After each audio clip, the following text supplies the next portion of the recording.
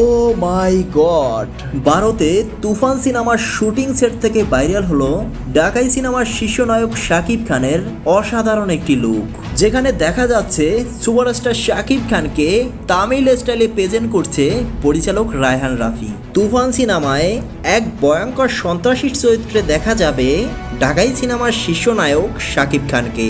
এর আগে এরকম লুকে কখনো কোনো সিনেমায় দেখা যায়নি তাকে। অনেকেই মনে করছে তুফান সিনেমাটির মাধ্যমে শাকিব খান ইতিহাস সৃষ্টি করবে। তুফান সিনেমাটি সম্পূর্ণ অ্যাকশন দাজের। এই সিনেমাতে সুপারস্টার শাকিব খানকে গ্যাংস্টার রূপে দেখা যাবে। জানা যায় প্রায় কয়েক বছর পরে অ্যাকশন দাজের সিনেমায় ফিরছেন মেগাস্টার শাকিব খান। তার এই অ্যাকশন দাজের সিনেমাটি দেখার জন্য অপেক্ষা করছে লক্ষ লক্ষ ভক্তরা। তুফান সিনেমার মাধ্যমে ভক্তদের মনের আশা পূর্ণ করতে যাচ্ছেন পরিচালক রায়হান রাফি। প্রিয় দর্শক, তুফান নিয়ে আপনার কি মতামত জানিয়ে দিন কমেন্ট বক্সে।